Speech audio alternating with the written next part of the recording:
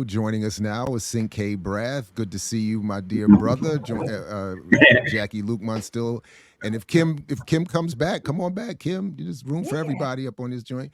But among many other things, Cinque is the is it? Yes, I just indeed. had it for Thanks the for having me, president. Jared. Thanks for having me, Jackie.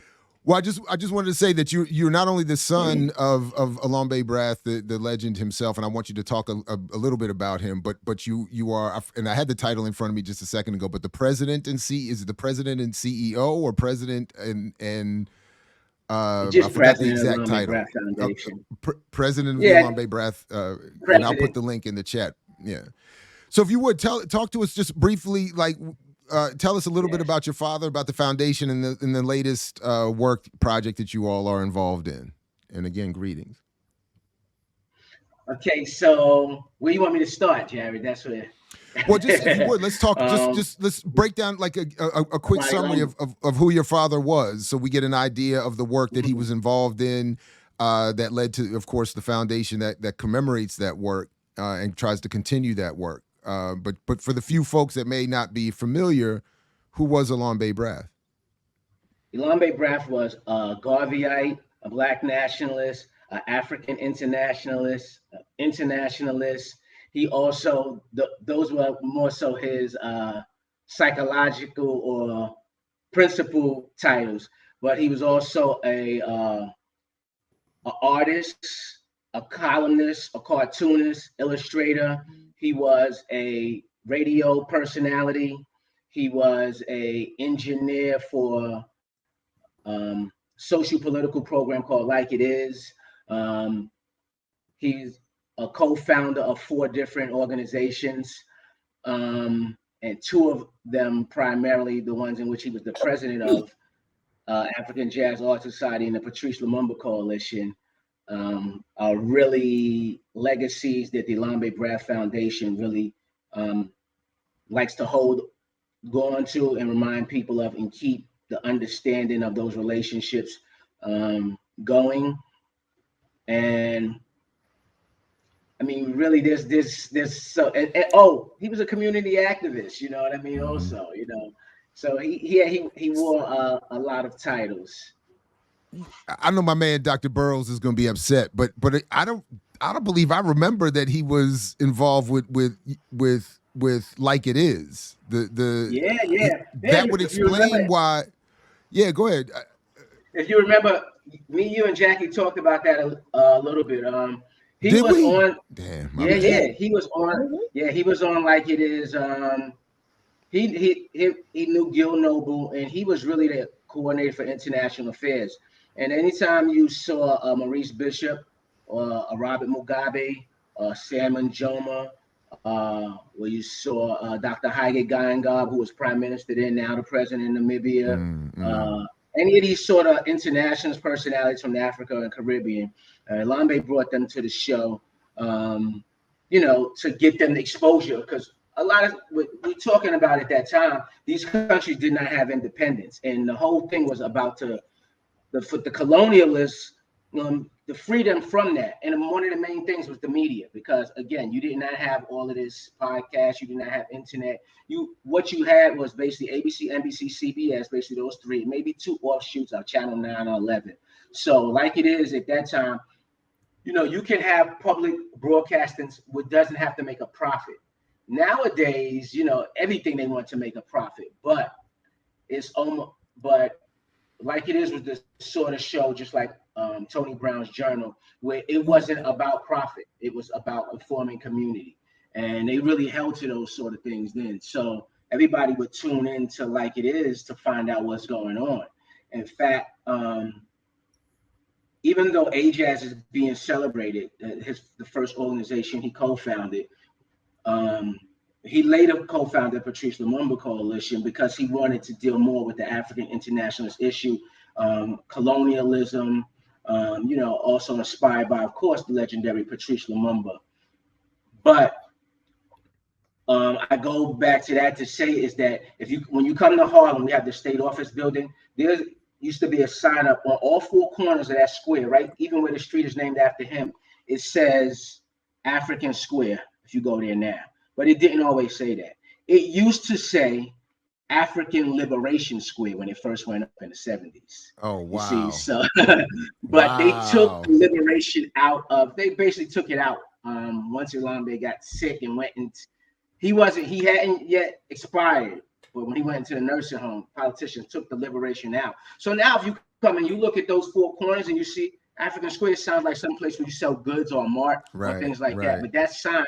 We got the original pictures with him and Percy Sutton, who owned the two black radio stations as well as the Apollo Theater. They're on the ladder putting that sign up. Of course, Percy Sutton was the borough president of Manhattan at that time. Percy Sutton was not really in the understanding of that sort of thing, but Percy Sutton was always the sort of leader. He did a lot of listening. So Bernard White, who's the former general manager of the station called WBAI, tells in the book, in the forward of the book, the Elombe Brath essay book, about how even he was at the meeting when Elombe told Percy Sutton, "You got to buy these two radio stations. We don't have any black radio here," and because Percy really wasn't into radio, so Elombe was sort of basically like the hub, because for African who were trying to get their freedom on the continent, for them to get their message out, they wanted that audience. So yeah, Africa Kaleidoscope on BAI, as well as getting on Like It Is. So they were always plugging in. Like right now, we're in a time, and the UN General Assembly is right now in New York. Everybody is coming in here. You know what I mean? They're going to speak at the UN.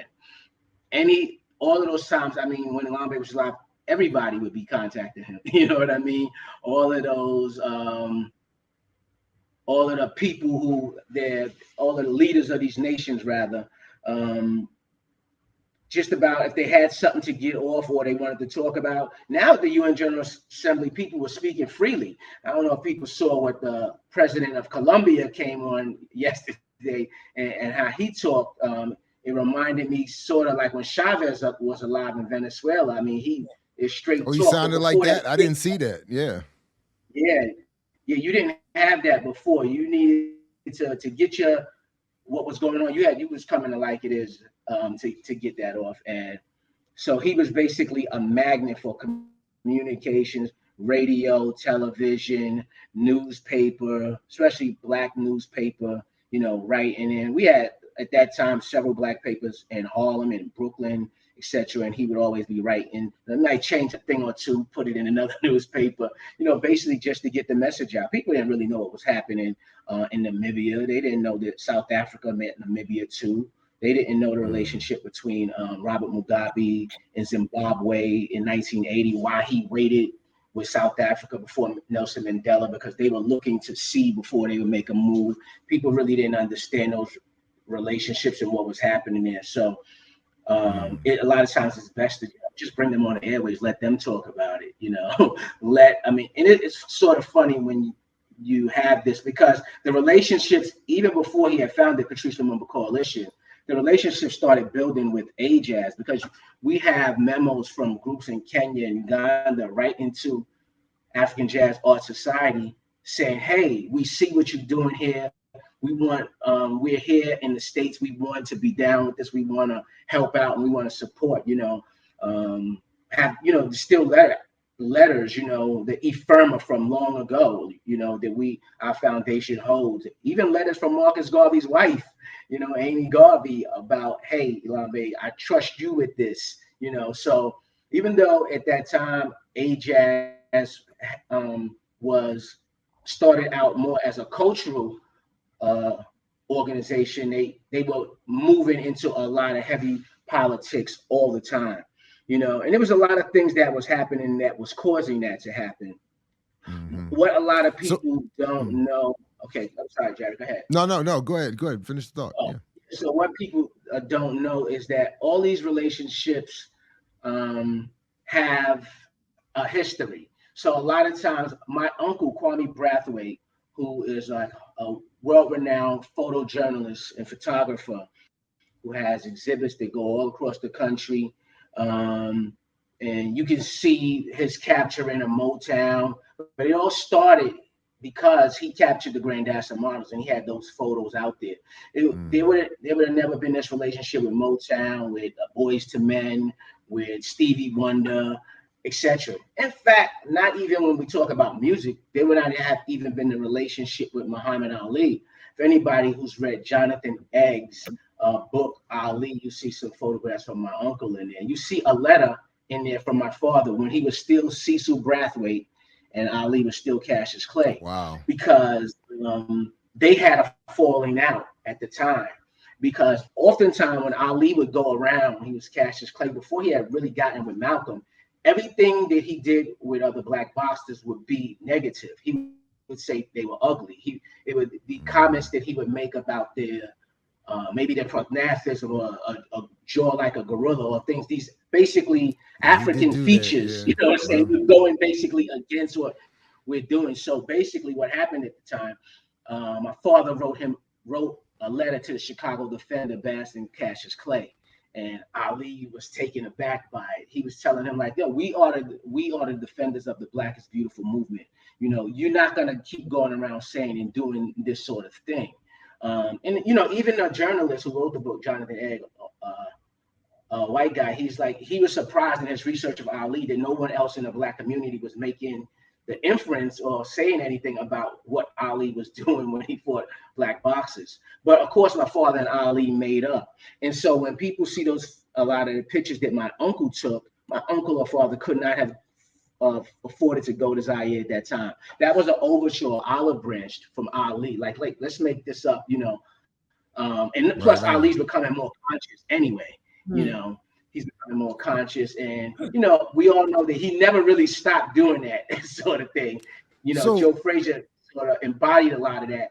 But when Chicago Defender, again at the time, the largest black audience of readers at that time. So when you blast somebody in there and you do your own rap, you know, to Ali and you know, challenging him on his own consciousness, you know, it kind of hurt Ali, and to do that.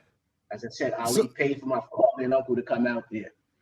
Wow. Right on. So just quickly before, because I just to make sure we don't lose sight of this, I want to make sure we get the project you wanted to alert us to into the mix, and then if we want, we can come back and obviously Jackie can get in. But I wanted to make sure we got to the project part because it's easy to get lost in talking about your father's work and all of that. So I just just wanted to make sure we got to that. So basically, on Saturday, September the 23rd, basically, what's that, 48 hours or so, a little more than 48 hours, there's going to be a street co-naming for the African Jazz Art Society and Studio in the South Bronx. On the street will be renamed on the corner of Kelly and Longwood. The celebration, before we pull the cord and reveal the street name, that's going to happen across the street in between Bill Rainey Park and Longwood Preparatory Academy, which is located at 965 Longwood. So technically, people who are coming, just go to 965 Longwood Avenue. It's a huge open space there between the school and the park, and we're going to be there. We're going to have a lot of people. We're going to have talking about AJazz, talking about the history. We're going to have some Grandassa models. We'll have Max Roach's son, Raul Roach, talking about his father's role, him and Abby, because Abby Lincoln and Max Roach were huge, especially for getting AJazz outside of the New York area and getting them that exposure and about what they were doing. We're going to have the Bronx Historical Society, Bronx African American History Project. We're going to have a host of organizations there to celebrate African Jazz Art Society. We're going to start at 12. Now, we know there's a chance that it's supposed to be raining, etc., but that's the whole thing when you have outside events, you know. There's nothing we can do about it. But we have some tents, etc., and by the time we're starting, it should be a drizzle. So we have tents, and it's going to happen, rain, snow, or bad weather, whatever happens. We're going to 12 o'clock on Saturday, come out to 12 o'clock Saturday afternoon. Yes. I'm sorry, say the address again. I'd say 965 Longwood, which is across the street from Kelly Street in Longwood. But that corner, we can't have a street name on an actual corner because it all has a very residential area. We would fill up that whole side and everything. So it's better because it's a whole dead end right there, and it opens up into a park and a school. We're going to be right there, so we can see the corner, and we just walk right across the street. And is the information on the foundation website, or is there a link to? It should be. I need to talk to our webmaster. We've been so busy with right now. If people go onto an Instagram account called AJazz 1956, so AJASS 1956, they can see all of the information. Or if they go to Elombe Brath Foundation Instagram account, they'll see the information there. Okay, right on. Even at the AJazz 1950, there's even a video showing with everybody exactly where things are happening at, or the Facebook page for the Elombe Brath Foundation also. So those are the main ways. But on the website itself, I don't think it's been updated.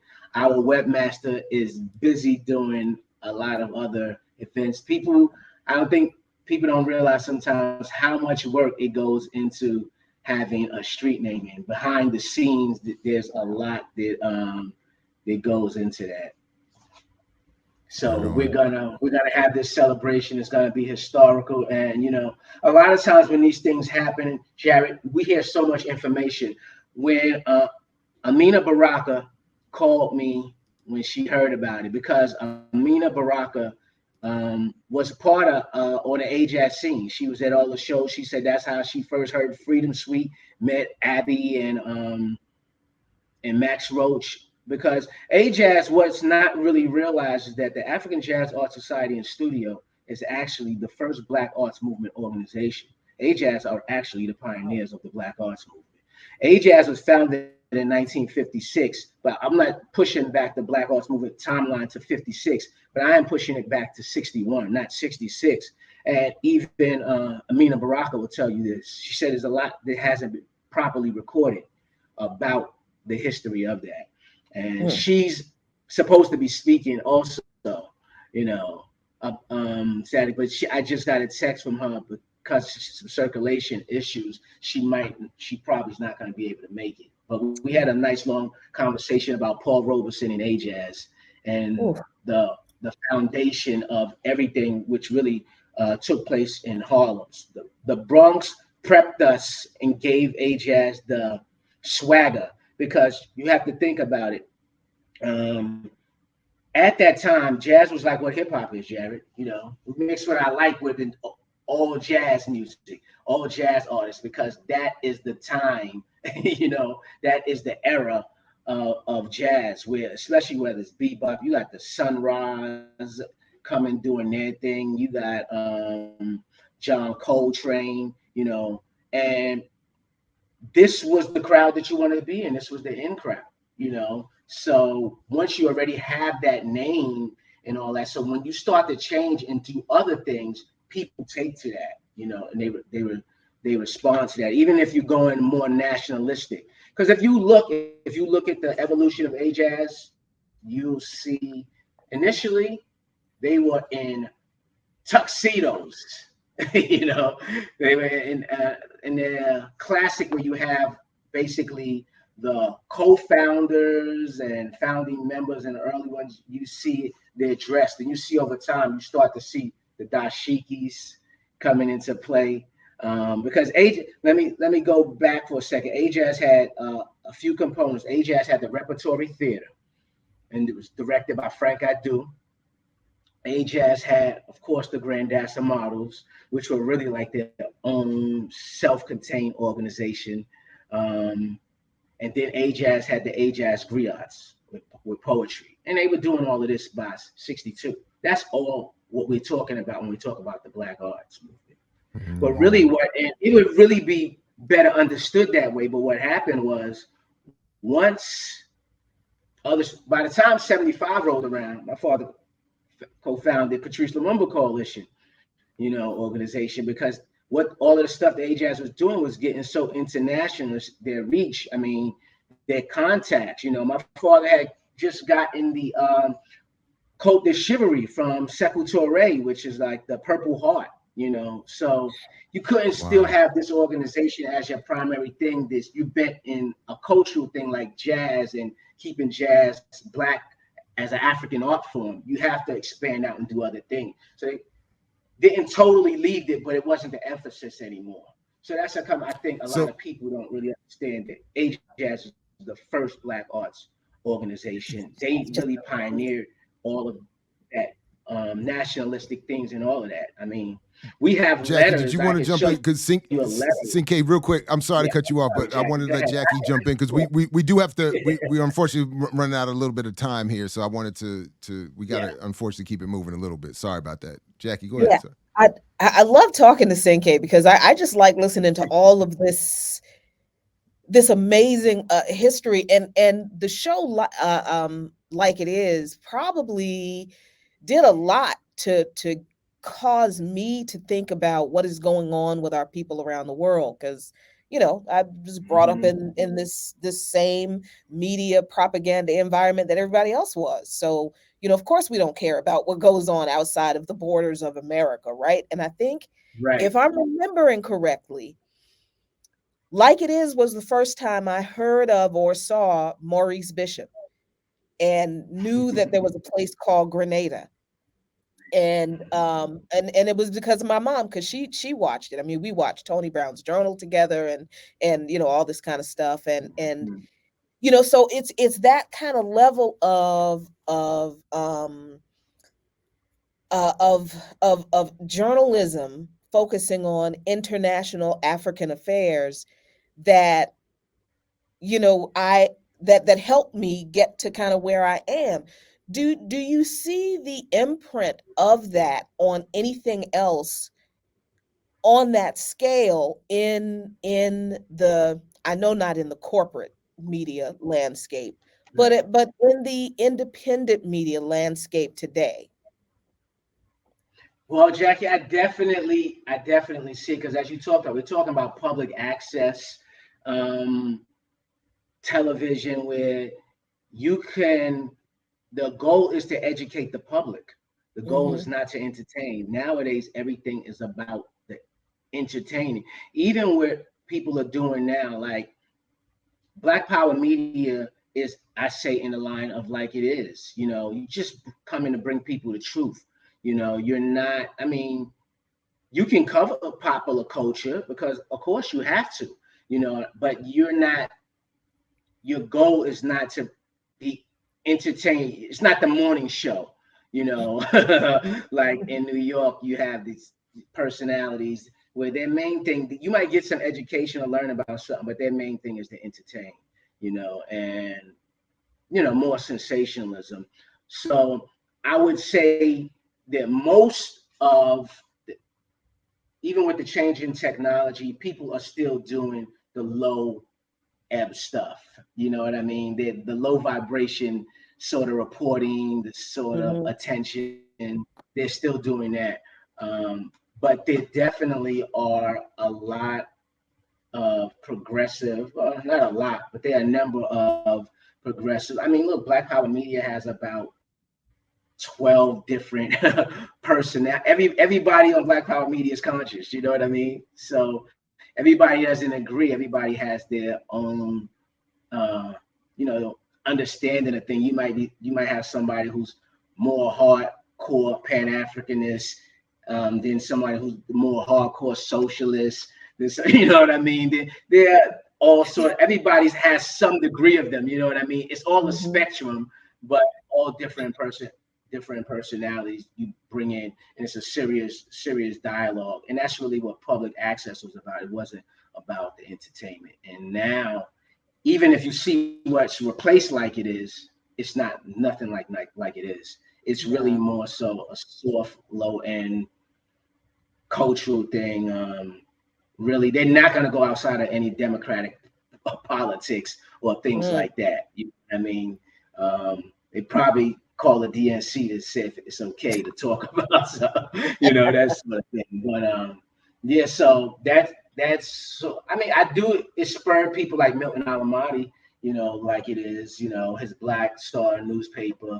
Um, and I think it spurred a lot of people, but I don't think the ratio of serious journalism and education to pure entertainment has really changed that much. I still think it's got worse. I think it's worse. Yeah, right. It probably got worse. It's worse. Hey, and somebody asked if there is a book where a collection of Elombe's writings, his essays.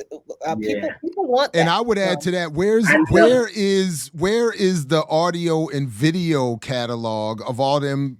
Because I used to get the audio tapes of the Patrice Lumumba Coalition meetings and listen to them all the time. Like, where is that at? So it's so funny that you mentioned that, because that's one of, I'm also on the board of an organization called UPAMA. And what UPAMA is doing is archiving from the old catalogs of things that were on VHS, cassettes, and all that, and digitizing them to make them available to a new generation and younger audiences. But that stuff takes, we've been raising money and doing things, but it takes a while. And so, my man, let's have a partnership. Let's develop a BPM partnership where I will personally kick in if we can't get the platform to fund that, and maybe get some special presentations and deliveries on here. Like, can we Definitely, because I know Basim Chawe, Bernard White, Janice, Baruti, everybody, our whole board definitely would be interested in that, because there's and so remind many Bernard, things he don't that know happen. me, but let Bernard know I was on his side with the Pacifica battles. Just let him know. Just if that greases the wheels a little bit. I was on Bernard's side. Come on. I'll definitely do that. But yeah, we definitely would love to do that, and I'm definitely going to take it back to them. Some of them might be watching right now, but definitely, because not only that, to have a platform like this, you have to have technological subject matter expert on certain things that we don't. I mean, I'm the youngest person there, so even though we do have some, not to say I better clean that up, because I don't want my colleagues and comrades thinking that I'm saying that they're old, but I'm saying let they us didn't help. come up into some of the technologies, Tap us in. Tap us in. Yes, definitely. We'll help with that. So but the question, I'm sorry, the other question about the book that Jackie was asking about too. Yes, Jackie, that's on the Elombe Brath Foundation too. We have not yet. I'm speaking with journalist Herb Boyd about that. We gotta get that book back into print. All the other ones sold out, and we kind of got distracted because the University of Mississippi Press there's an author named Thomas Aiello. He did a book. It's called The Artistic Activism of Elombe Brath, and we got sort of distracted into that. You know what I mean? And that's really dealing with the Ajax from 56 into that. It's dealing with him as an artist. It's dealing with him with left politics. And it's a history book that, believe it or not, that if you're a history major in Mississippi, you have to buy that book and learn about Elombe Brath. Nice. I mean, in the South, I'm not sure if University of Mississippi Press, although they printed it, I'm not sure if they're in that catalog, but I know the schools that are art in it are in the Deep South, and you would think something like that would be in New York, but it really all stemmed from a book that my father did called Color Us Colored, a sort of book that is basically a classic, and we have to have a whole different show on Color Us Colored. Color Us Colored angered a lot of people because, again, before there was Aaron Magruder, it was Elombe Brath doing these satires and these sort of takeoffs on Black leadership, etc. And yes, but you ain't got to take a shot at my. You ain't got to take a shot at my tree-lined streets, Maryland comrade. My Boondocks comrade. Come on now. No, I'm just playing. No, listen, I wasn't taking a shot at Aaron. No, I'm just playing. I'm just saying that sort of works. No, I'm just playing. I know. CK, unfortunately, we gotta start to wrap up here, unfortunately. And I would definitely want again to reiterate that you are always welcome here, and we want to partner with the foundation on the digitization project and anything else.